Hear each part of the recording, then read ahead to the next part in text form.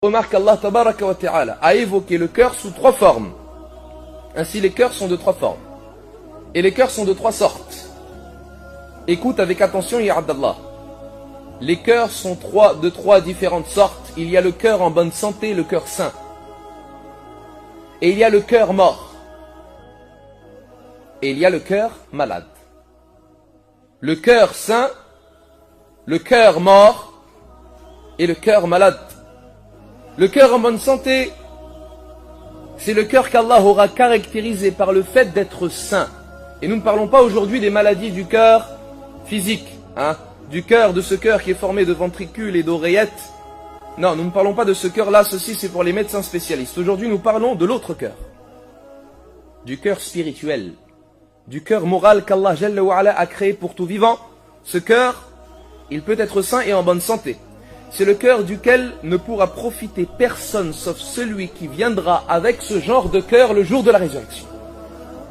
Ne sera profitable au serviteur Yawm al-Qiyamah que ce cœur, le cœur saint.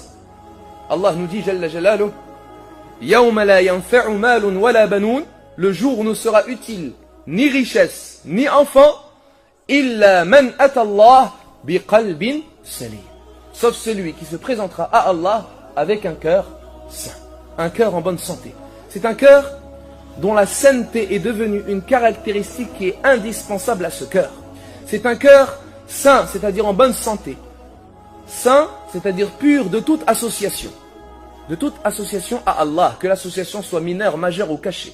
Un cœur sain et pur du fait de ne pas s'accrocher à autre qu'Allah tabaraka wa ta'ala. Saint et pur du fait de ne pas avoir confiance à autre qu'Allah jalla wa ala. Saint et pur du fait de ne pas confier son sort à autre qu'Allah tabaraka wa ta'ala. Saint et pur du fait de ne pas dépendre d'autre qu'Allah. Du fait de ne pas se rabaisser à une majesté autre qu'Allah. Du fait de ne pas revenir et de se repentir à autre qu'Allah tabaraka wa ta'ala. C'est un cœur préservé de toute maladie, préservé de tout mot, préservé de toute ambiguïté contredisant l'ordre d'Allah et de toute passion contredisant les ordres et les interdictions d'Allah. C'est le cœur saint et pur, préservé également de toute rancœur et de toute jalousie et de toute haine et de tout orgueil et de tout étonnement de soi-même. Allah nous dit Am yahsuduna an-nasa ala ma atahum Allahu min fadlih, sont-ils jaloux des gens alors qu'Allah leur a donné de sa grâce ce qu'il leur a donné? فَلَقَدْ آتَيْنَا إِبْرَاهِيمَ الْكِتَابَ وَالْحِكْمَةَ وَآتَيْنَاهُمْ مُلْكًا عَظِيمًا. Nous avons certes accordé à Ibrahim le livre et la sagesse et nous leur avons accordé un royaume énorme. يَوْمَ لَا يَنْفَعُ مَالٌ وَلَا بَنُونَ إِلَّا مَنْ أَتَى اللَّهَ بِقَلْبٍ سَلِيمٍ. Le jour où nul ne sera profitable au serviteur, ni richesse, ni enfant, sauf celui qui se présentera à Allah avec un cœur saint.